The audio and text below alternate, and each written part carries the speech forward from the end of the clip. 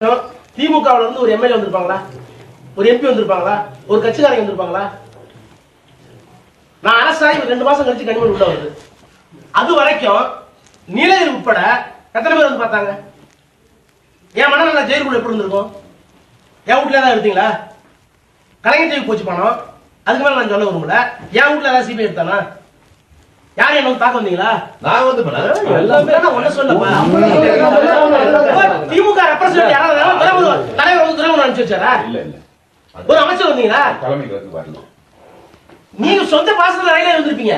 அண்ணாவோட பழவன கேளுங்க. நாங்க எல்லாம் வந்தோம் சார் நான் சொல்றேன். அப்புறம் கனிமொழி வந்தது பாட எல்லாம் படையெடுத்து தரட்டாரு எல்லா மந்திரி வருது. எனக்கு தெரியாதா? ஆனா அந்த 2 மாசத்துல என்னுடைய மனநிலை எப்படி இருந்திருக்கும்? நான் பஸ்ஸா இருந்தா என்ன இருக்கும்? அழகிரி ஒரு நாள் வராரு.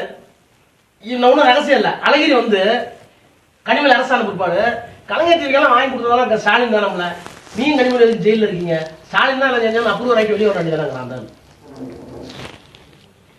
சோதனைகள் எப்பெல்லாம் வருதோ அப்பெல்லாம் சொல்றேன், தயவு பண்ணி அரசியல்ல, அதுவும் நம்ம பதவியில இருந்துட்டோம், கொஞ்சம் ஹீட்டை தாக்கு பிடிங்க, படபடன்னு போகாதீங்க.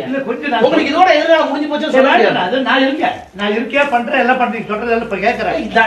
கெட்டி காட்டுறாங்க. நான் சொல்றது கொஞ்சம் கேபினட் மினிஸ்டர் உச்சகட்டத்துல இருக்கேன். போகாத கண்டி நீங்க டென்ஷன் இல்ல, இருப்பு டென்ஷன் இவரு டென்ஷன் இல்ல. நான் ஒட்டுமொத்த சமுதாயத்துக்கு என்ன பதில் சொல்லணும்னு கேக்குறாரு, வேற ஒண்ணும் இல்ல. அவரு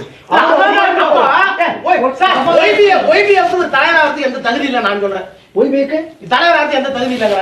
எப்படி தொண்டை மதிக்கலாம் தலைவர் சொல்லும் போது? தொண்டை வணக்காம நீங்க என்ன தலைவர் கேக்குறேன்? அடுத்ததா